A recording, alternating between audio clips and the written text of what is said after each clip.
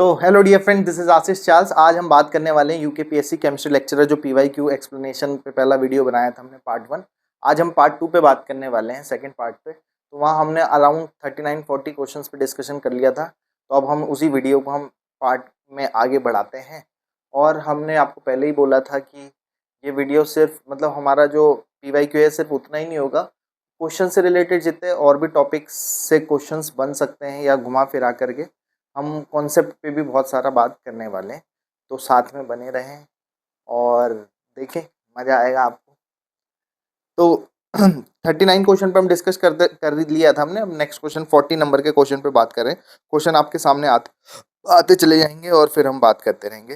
Glucose is converted into ethanol, it occurs in the presence of which of the following enzymes.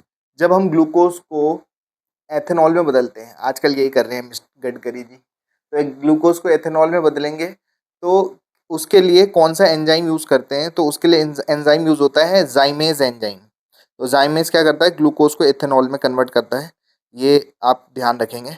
49 का question, 41 number का question है, the amine which has a molecular formula C4H11N। C4H11N एक molecular formula है। Nitrogen देख के लग रहा है शायद एमीन वगैरह होगा। तो उसी नाइट्रोजन, ये जो मॉलिकुलर फार्मूला है, इससे जो प्राइमरी एमीन्स जितने भी बन सकते हैं, प्राइमरी मतलब NH2 वाले, R2NH, जिसमें NH होता है वो 2 डिग्री होता है, जिसमें एक भी H नहीं होता, तीनों एल्काइल या कार्बन वाले ग्रुप जुड़े होते हैं, वो टर्सरी एमीन्स होता है। तो ये जो आपका सामने है इसने बोला है कि 1 डिग्री एमीन कितने फॉर्म कर सकते हो। तो यहाँ पर इसके जो आंसर हो जाएगा वो 4 एमीन, आप 1 डिग्री वाले एमीन बना सकते हो इस फॉर्मूले से। ये चारों स्ट्रक्चर्स देख लो। आइसोमेरिज्म का ही क्वेश्चन है, 4 आइसोमर फॉर्म कर सकते हैं। 41 के बाद 42 क्वेश्चन पे बात कर लेते हैं। विच of the following compound is prepared by Gabriel phthalimide synthesis. Gabriel phthalimide synthesis से जो एमीन्स बनते हैं वो 1 डिग्री एमीन बनते हैं। गैब्रियल थैलामाइड की मैकेनिज्म कैसे काम करती है कि सबसे पहले आपके पास ये थैलामाइड है। थैलामाइड की रिएक्शन एक्वस के से कराते हैं, पोटेशियम थैलामाइड बनता है।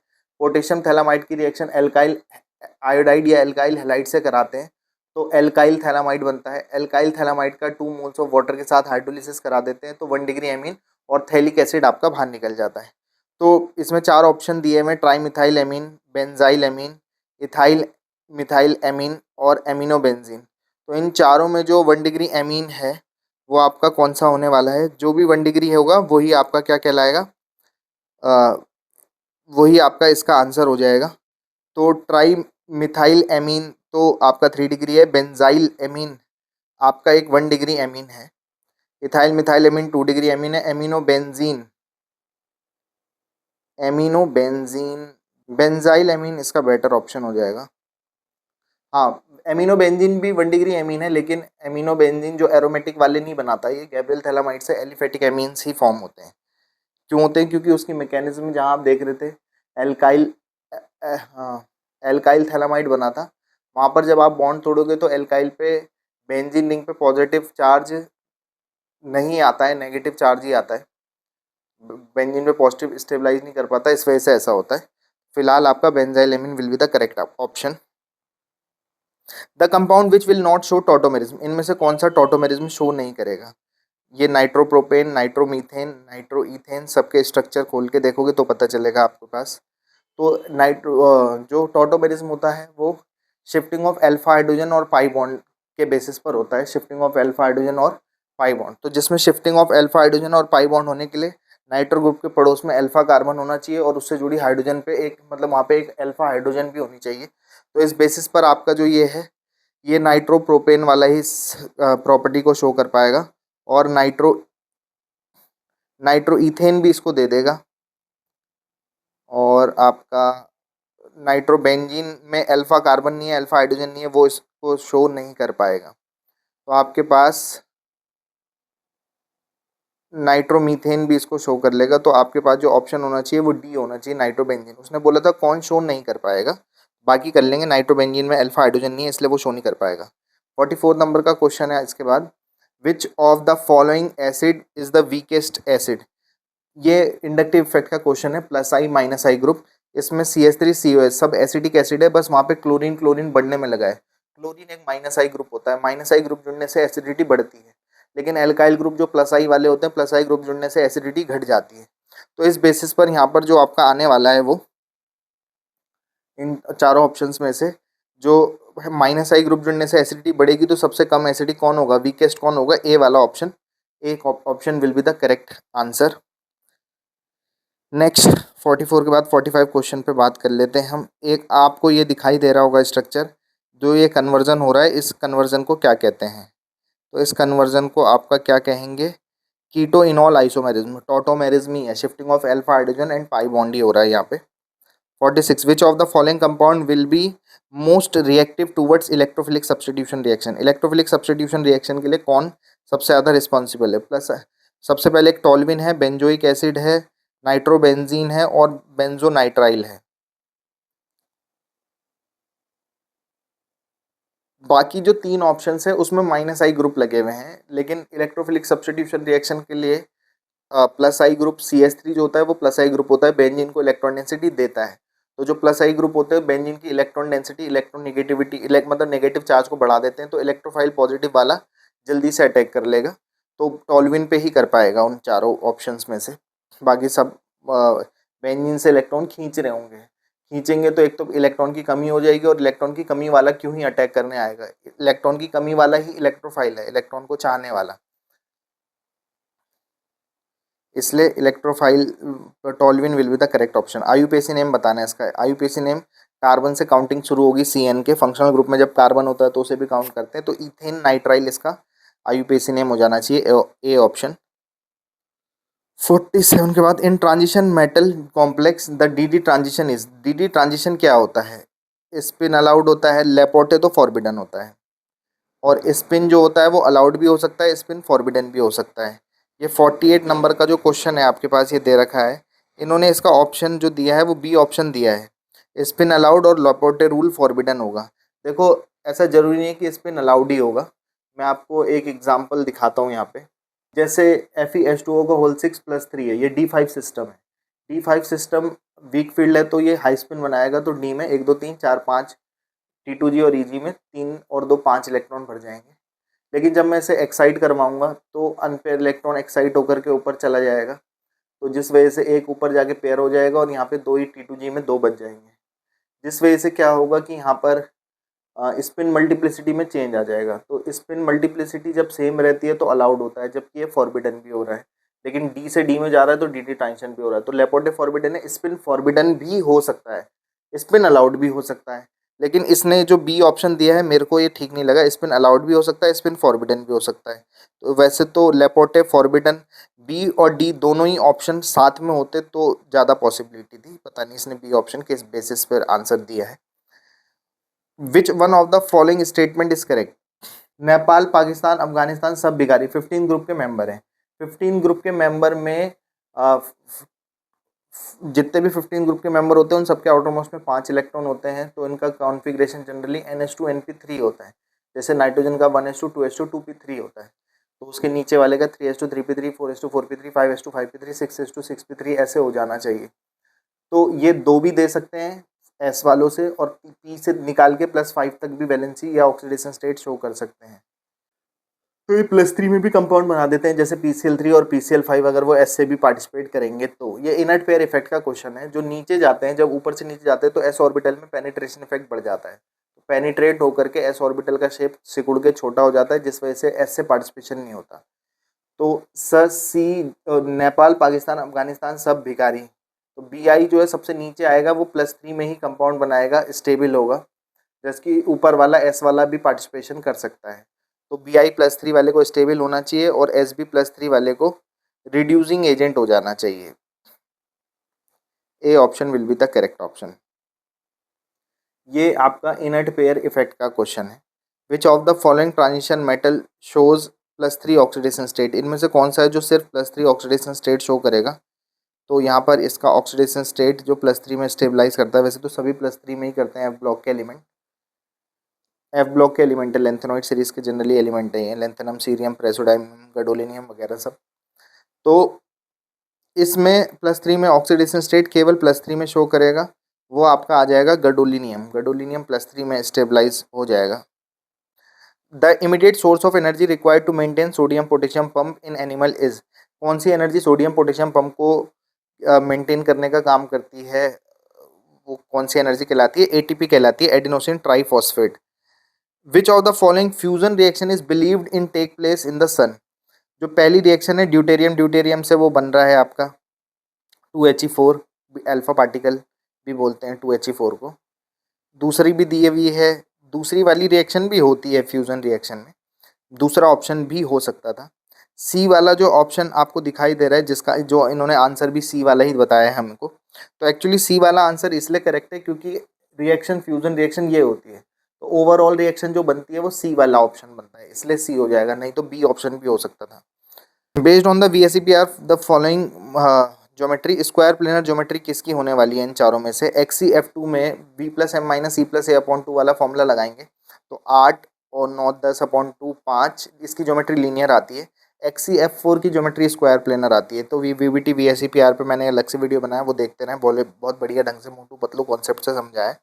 बट फिलहाल इसका आंसर B+M-C+A/2 8 4 12/2 6, 6 में से 2 जगह लोन पेयर रखने, 4 जगह फ्लोरीन रखनी है। इवन नंबर आया है 6, तो लोन पेयर को एक्सिस में रखेंगे तो XCF4 की ज्योमेट्री जो आएगी या शेप जो आने वाला है वो स्क्वायर प्लेनर आने वाला है।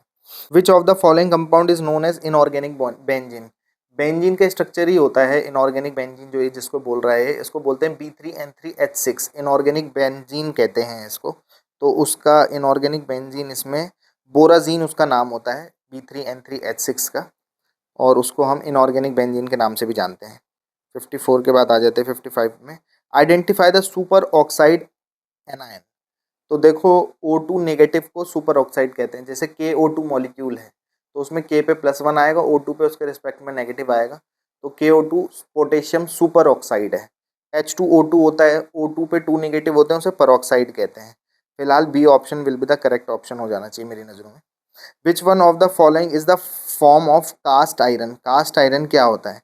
कास्ट आयरन ग्रे होता है, वाइट होता है, मेलेबल भी होता है, तो इसलिए ऑप्शन डी ऑप्शन हो जाएगा कास्ट आयरन। ये कहाँ का टॉपिक है, ये एलिमेंट का क्लासिफिकेशन, वो एक्सट्रैक्शन टेक्निक वाले चैप्टर का क्वेश्चन है ये।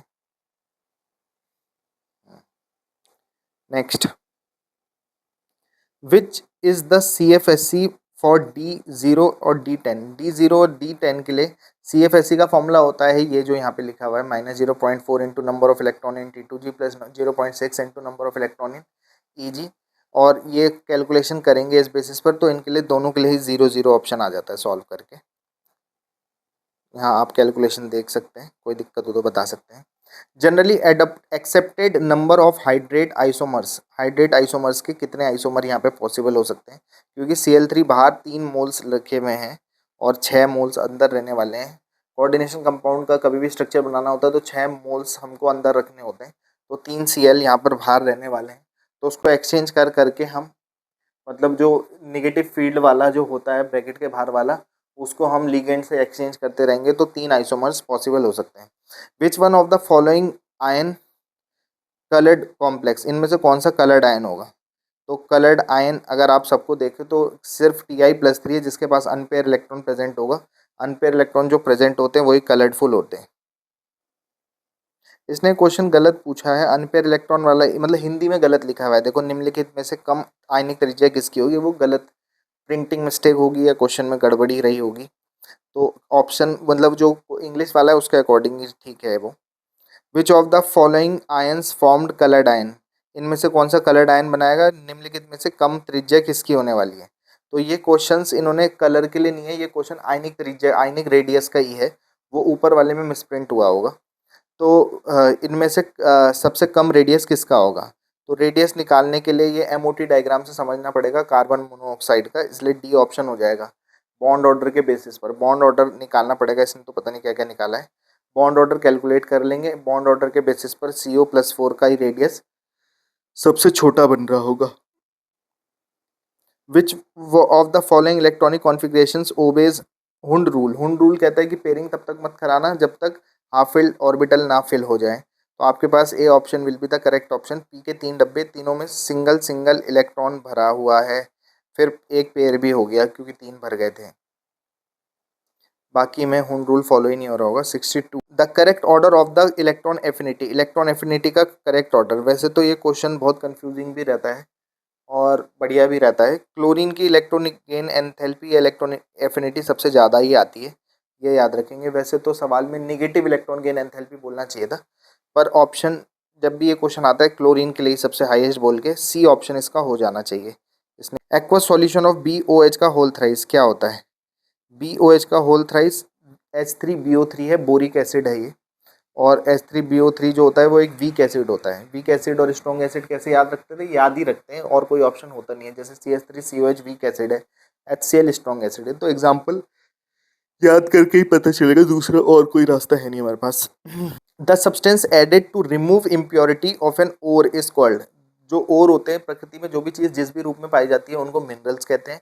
जिन मिनरल्स का प्योरिफिकेशन करके हमको मेटल्स या इम्पोर्टेंट कंपाउंड मिलते हैं, एलिमेंट्स मिलते हैं, उनको ओर्स कहते हैं। उन ओर्स में से ये कह रहा है कि इन ओर में से इम्प्योरिटी हटाने के लिए, गंदगी को हटाने के लिए आप एक सब्सटेंस ऐड करते हो। वो सब्सटेंस क्या है? उसको फ्लक्स कहते हैं। तो फ्लक्स जो होते हैं वो आपके दो टाइप के होते हैं, एसिडिक फ्लक्स और बेसिक फ्लक्स। एसिडिक फ्लक्स और बेसिक फ्लक्स के एग्जांपल यहाँ पे लिखे हुए दिखाई दे रहा होगा आपको।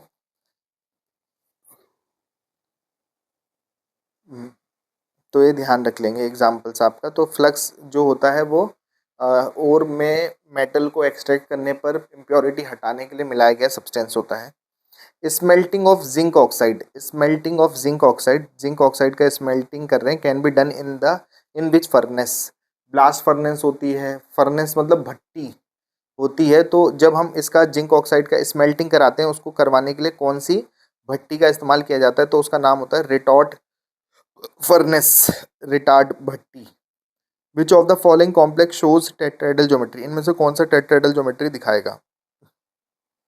पहली बात तो टेट्राहेड्रल के लिए 4 कोऑर्डिनेशन नंबर होना चाहिए। या तो sp3 हाइब्रिडाइजेशन आता है या DsP2। sp3 आता है तो टेट्राहेड्रल, DsP2 आता है तो square planar.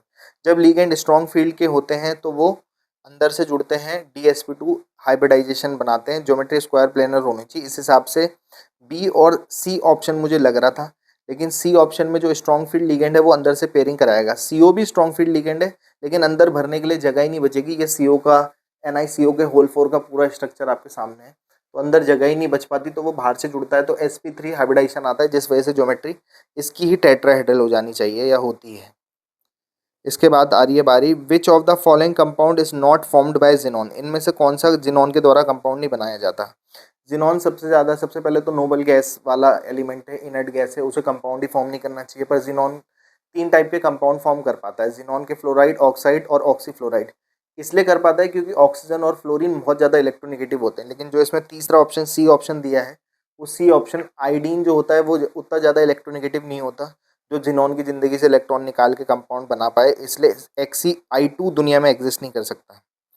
Which of the following statement regarding about M+3 oxidation state में लेंथेनॉइड के लिए कौन सी बात सत्य है? सभी M+3 पैरामैग्नेटिक होते हैं। वैसे तो अनपेयर इलेक्ट्रॉन सब में प्रेजेंट रहते हैं, बट अभी आगे पढ़ते हैं। एक्सेप्ट लेंथेनम और ल्यूटेटियम, लेंथेनम और ल्यूटेटियम में फुलफिल्ड और वैकेंट ऑर्बिटल रह जाते हैं, तो वो डायमैग्नेटिक हो जाते हैं। अदरवाइज सभी लगभग पैरामैग्नेटिक होने ही चाहिए। तो बी ऑप्शन मुझे सही ऑप्शन दिखाई दे रहा है यहाँ पे, तो B option will be the correct option हो जाएगा। जब मुझे सही लग रहा है तो सही होगा। Which of the following is an example of halide ore? Halide का ओर क्या होता है? हेलाइड ओर समझते हैं ना, प्रकृति में जो भी चीज़ जिस भी रूप में पाई जाती है उनको मिनरल, उनका प्योरिफिकेशन करने के बाद जो मेटल्स एक्सट्रैक्ट किए जाते हैं उनको ओर्स कहते हैं। तो इसमें पूछा है कि कौन सा हेलाइड का ओर होता है जिसमें हेलाइड प्रेजेंट रहते हैं या मेटल्स हेलाइड के फॉर्मेट्स में पाया जाता है? तो क्रायोलाइट Na3Al(F6) इस मॉलिक्यूल का स्ट्रक्चर फॉर्मूला है। तो Na3Al(F6), F मतलब हेलोजन है, तो हेलोजन्स उसके लिए इस्तेमाल किया जाता है। Lassaigne's solutions gives violet coloration, 11th का क्वेश्चन है। 11th में लास्ट में एक टॉपिक चलता है ऑर्गेनिक केमिस्ट्री में, मतलब लास्ट में एक प्रैक्टिकल बेस्ड टॉपिक है, चैप्टर है वो। वहाँ पर हम इसको क्या करते हैं, एलिमेंट डिटेक्शन टेस्ट बोलते हैं। तो यहाँ पे Lassaigne's test gives violet coloration, violet colour देता है सोडियम नाइट्रोप्रोसाइड के साथ। It indicates the presence of which element? ये कौन से एलिमेंट की पहचान करवाता है आपको? कि इसमें कौन सा एलिमेंट प्रेजेंट है। तो ये सल्फर के लिए टेस्ट किया जाता है लेसन टेस्ट, और जिसमें से और भी एलिमेंट के लिए लेसन टेस्ट किया जाता है, लेकिन वायलेट कलर आता है सल्फर के लिए जब मैं उसमें सोडियम नाइट्रोप्रोसाइड मिलाता हूँ। तो B option will be the correct option हो जाएगा। उसने दिखाया भी है, लेसेंस रीजेंट मिलाया आपने सोडियम नाइट्रोप्रोसाइड में, तो फिर वो आपका वायलेट कलर देता है, क्योंकि ये कंपाउंड फॉर्म हो जाता है जो आपको आगे दिखाई दे रहा होगा यहाँ पे। Next, in the coordination compound K4NiCN का whole 4 what is the oxidation state of nickel. Nickel का ऑक्सीडेशन स्टेट क्या आने वाला है? 0 ऑक्सीडेशन स्टेट आएगा। सॉल्व करके देख लेंगे, यहाँ पे ऑप्शन दिखाई भी दे रहे हैं यहाँ पे। Vitamin B12 contains which of the following element. Vitamin B12 में कौन सा एलिमेंट पाया जाता है? विटामिन B12 का जो साइंटिफिक नेम होता है उसका नाम होता है साइनोकोबालामिन। कोबालामिन से याद रख सकते हैं कि उसमें कोबाल्ट मेटल पाया जाता है। 72 के बाद 73 ऑप्शन पे बात कर लेते हैं। Bond order of O2 negative. O2 negative क्या है? पेरोक्साइड है। पेरोक्साइड में ऑक्सीजन ऑक्सीजन के बीच सिंगल बॉन्ड आता है, या आप MOD बनाओ, एमो डायग्राम बनाओ। O2 नेगेटिव वाले केस में आप बॉन्ड ऑर्डर निकाल दो, तो बॉन्ड ऑर्डर कैलकुलेट करके 1 आता है, इसलिए बॉन्ड ऑर्डर 1 होगा। Which of the following isotope is radio active. वैसे तो रेडियो एक्टिव इनमें से प्रोटियम, ड्यूटेरियम, ट्राइटियम में प्रोटॉन और न्यूट्रॉन की संख्या इक्वल नहीं होती, तो वो या गैप ज़्यादा होता है, इसलिए वो रेडियो एक्टिव एलिमेंट कहलाता है। Which of the following ions is iso electronic with Na+। इनमें से कौन सा Na+ के आइसो इलेक्ट्रॉनिक होगा? आइसो इलेक्ट्रॉनिक मतलब जिसमें नंबर ऑफ इलेक्ट्रॉन सेम होते हैं। जैसे Na+ में 10 इलेक्ट्रॉन होते हैं, तो Mg के पास 12 एटॉमिक नंबर होता है। Mg+2 का मतलब उसमें 2 इलेक्ट्रॉन दे दिए, तो उसके पास भी 10 इलेक्ट्रॉन ही रहने वाले हैं, तो आइसो इलेक्ट्रॉनिक होने वाला है C। Which one of the following is colourless. इनमें से कौन सा कलरलेस रहने वाला है? तो ये La+3 जो होता है उसके पास F में वैकेंट अनपेयर इलेक्ट्रॉन एब्सेंट रहते हैं, और यहाँ पर अनपेयर इलेक्ट्रॉन के बेसिस पे नहीं देखते, यहाँ पे एक फ्लो चार्ट बनता है।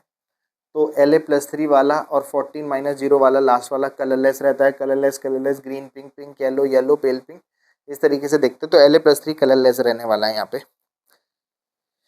77 नंबर का question, which of the following compound of rhenium is most stable. इनमें से रीनियम का स्टेबल कंपाउंड कौन होने वाला है? रीनियम+3 में ज़्यादा स्टेबल कंपाउंड बनाता है, ये याद रखेंगे, इसलिए ReCl3 हो जाना चाहिए इसका ऑप्शन।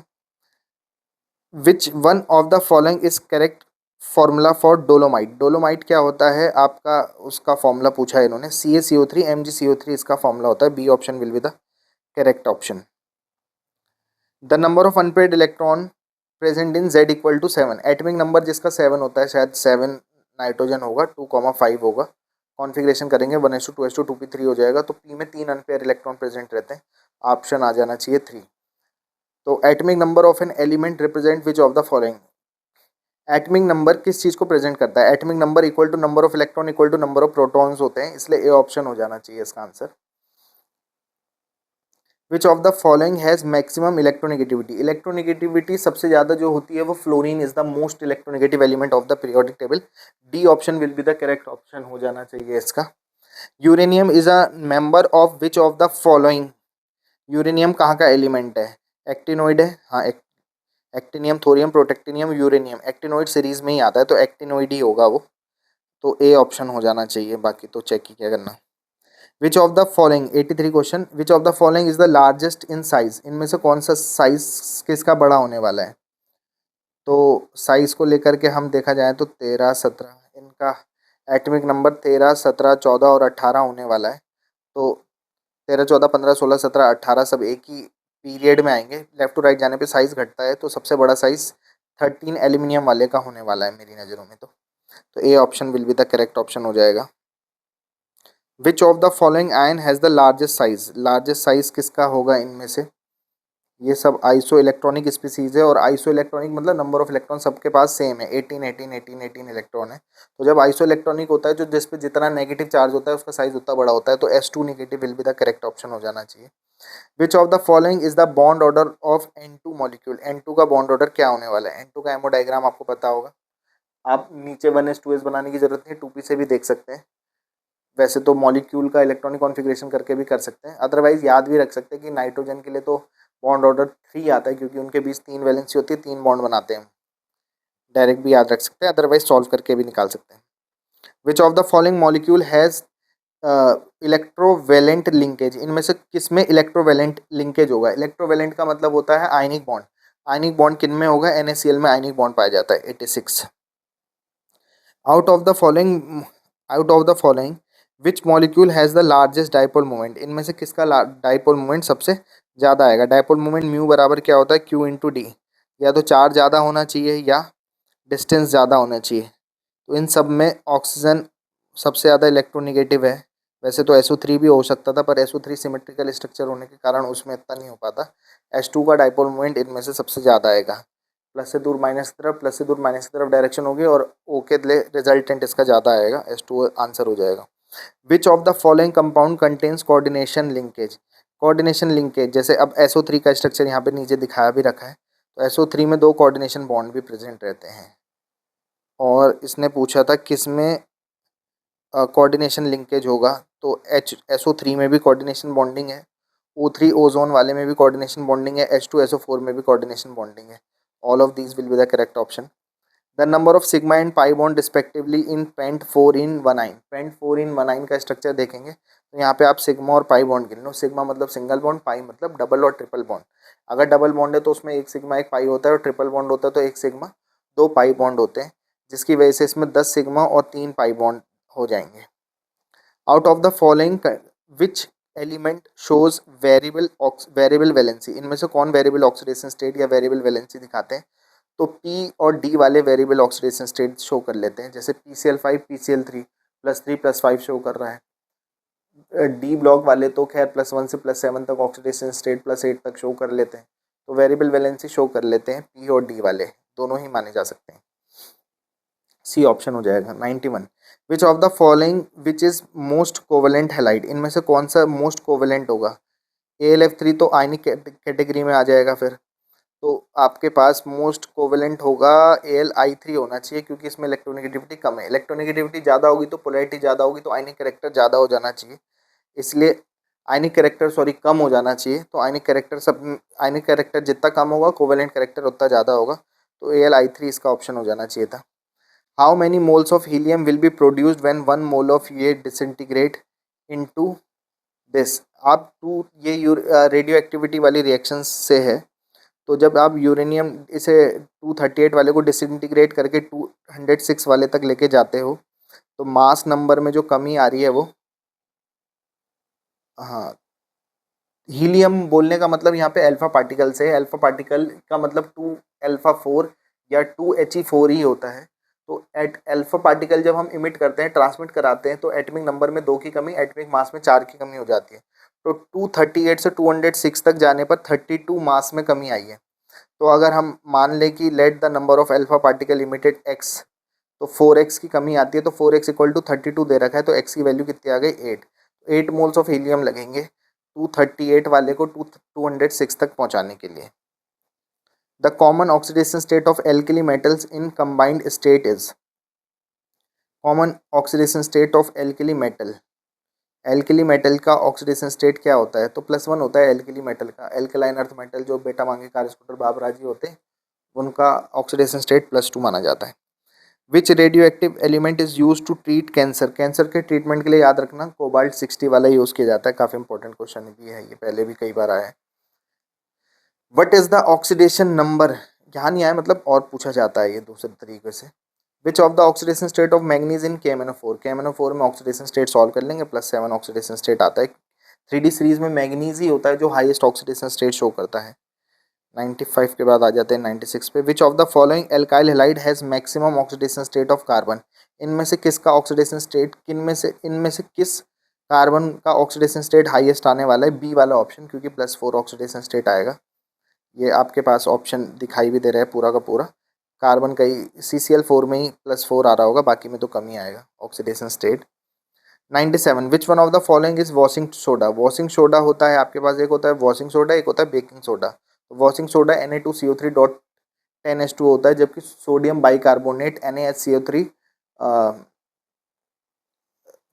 वॉशिंग सोडा, और क्या कौन सा सोडा बोला हमने, बेकिंग सोडा, तो NaHCO3 बेकिंग सोडा की कैटेगरी में आता है। H2O2 can act in different ways, out of the following select which is not true for H2O2। H2O2 एक रिड्यूसिंग एजेंट है, H2O2 एक ऑक्सीडाइजिंग एजेंट है, H2O2 एक ऑक्सीडाइजिंग भी होता है, रिड्यूसिंग भी होता है, ब्लीचिंग एजेंट भी माना जाता है, डिहाइड्रेटिंग एजेंट नहीं होता है H2O2। The stability of Fe+3 is due to, Fe का 26 होता है, 4:3d6 होता है, +3 का मतलब 3 इलेक्ट्रॉन बाहर चले गए तो ये D5 बन जाएगा, हाफ फील्ड बन जाएगा, स्टेबल हो जाएगा, हाफ फील्ड की वजह से स्टेबल होगा। Carborundum is commercial name of, Carborundum किसका केमिकल नेम होता है? कार्बोरंडम से ऐसा लग रहा है कि कार्बन वाला होगा, लेकिन इसमें सब में कार्बन है। सिलिकॉन कार्बन, सिलिकॉन कार्बाइड बोलते हैं इसको, SiC। तो आपके पास इसका ऑप्शन डी ऑप्शन होता है कि कार्बोरंडम को क्या बोला जाता है? आपका SiC, सिलिकॉन कार्बाइड बोला जाता है। Which essential element for the anion cation balance in plant cell, plant cell में कैटायन एनायन की बैलेंसिंग के लिए जो इसेंशियल एलिमेंट इस्तेमाल किया जाता है वो पोटेशियम होता है। पोटेशियम आंसर हो जाना चाहिए। Argentite and ore of the following, argentite जो लिखा हुआ है यहाँ पे, आर्जेंटाइट Ag के लिए बोला जाता है, सिल्वर Ag, उसके नाम पे भी क्लियर है, Ag वहीं पे ही आता है आर्जेंटाइट में। Which of the following shows Jahn Teller distortion, JTD की शर्त ये होती है T2G और EG में, जब T2G और EG अनसिमेट्रिकली फिल्ड होते हैं तो उसमें JTD, जॉन टेलर डिस्टॉर्शन पाया जाता है। अगर ये सिमेट्रिकल होते हैं T2G और EG दोनों, तो मॉलिक्यूल की ज्योमेट्री जो फॉर्मूले से आती है वही रहती है, ज्योमेट्री में कोई डिस्टॉर्शन नहीं होता। तो जॉन नाम के साइंटिस्ट ने, जॉन और टेलर ने ये बोला कि मॉलिक्यूल में अगर T2G और EG अनसिमेट्रिकली फिल्ड हो गए, इलेक्ट्रॉनिक डिस्ट्रीब्यूशन ऑर्बिटल्स में सिमेट्रिकली नहीं हुआ, तो इनमें मॉलिक्यूल की ज्योमेट्री में डिस्टर्बेंस या डिस्टॉर्शन आ जाता है, इसी को जॉन टेलर डिस्टॉर्शन कहते हैं। तो बी ऑप्शन जो है आपका Mn+3 आपका बनेगा D4 सिस्टम, D4 सिस्टम आपका बनेगा वीक फील्ड है तो EG अनसिमेट्रिकली फील्ड है। जब T2G अनसिमेट्रिकली फील्ड होता है तो JTD होता है लेकिन कम अमाउंट में, लेकिन अगर EG वाला डब्बा अनसिमेट्रिकली फील्ड होता है तो JTD हाई अमाउंट में होता है। तो यहाँ पर ऑप्शन ये वाला हो जाना चाहिए, B option.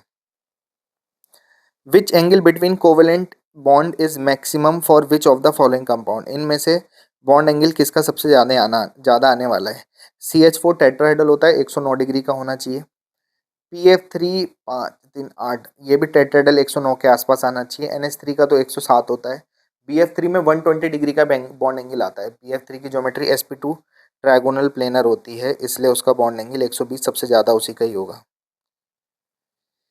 Chemically philosopher wool is known as, chemically philosopher wool बोला जाता है जिंक ऑक्साइड को। ये आपके मेटल एक्सट्रैक्शन वाले चैप्टर के क्वेश्चन है। Which of the following halogen never shows positive oxidation state, कौन सा एलिमेंट है जो पॉजिटिव ऑक्सीडेशन स्टेट कौन सा शो नहीं कर सकता है हेलोजन? तो फ्लोरीन मोस्ट इलेक्ट्रोनेगेटिव है, उसकी इलेक्ट्रोनेगेटिविटी ज़्यादा होती है, मैक्सिमम होती है, तो वो नेगेटिव में ही कंपाउंड बनाएगा, प्लस में कभी भी शो नहीं कर सकता। फ्लोरीन ऑप्शन हो जाना चाहिए।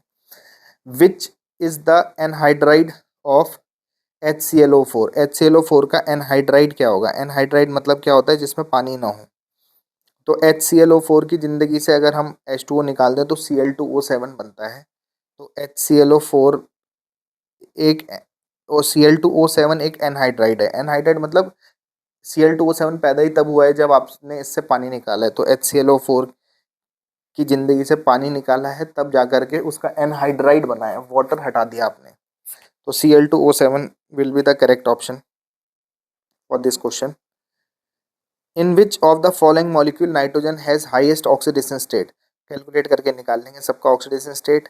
तो इसमें ऑक्सीडेशन स्टेट मेरी नज़रों में NO2 का सबसे ज़्यादा आ रहा होगा, क्योंकि उसका +4 ऑक्सीडेशन स्टेट आ रहा होगा। कैलकुलेशन यहाँ लिखी है।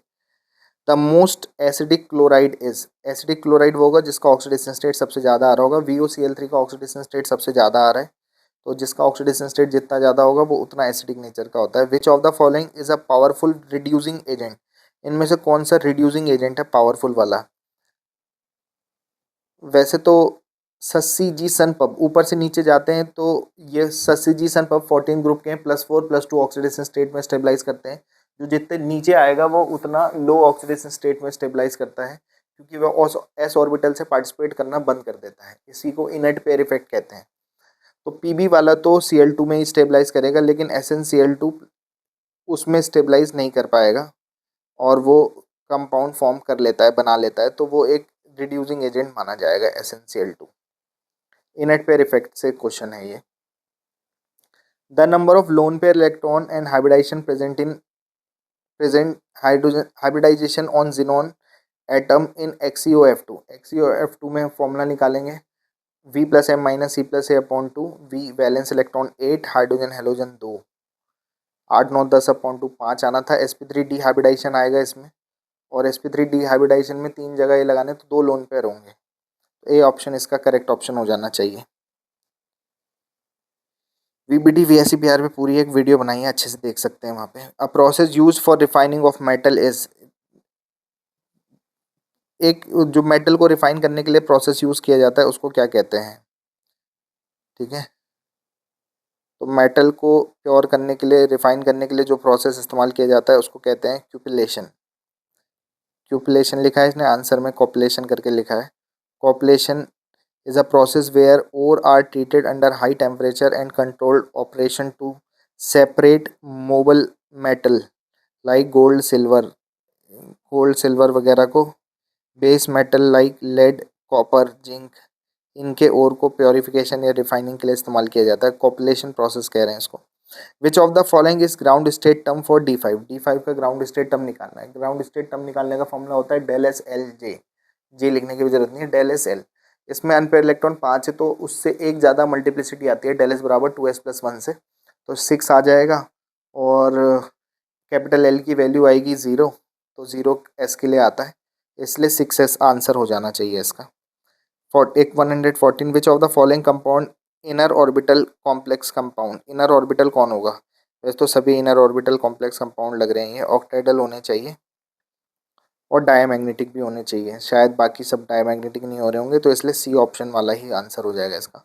Which of the following set of element belong to micro nutrients, ये याद ही रखना पड़ेगा। C option, zinc manganese selenium cobalt molybdenum, ये आपके क्या कहलाते हैं? माइक्रो न्यूट्रिएंट्स कहलाते हैं।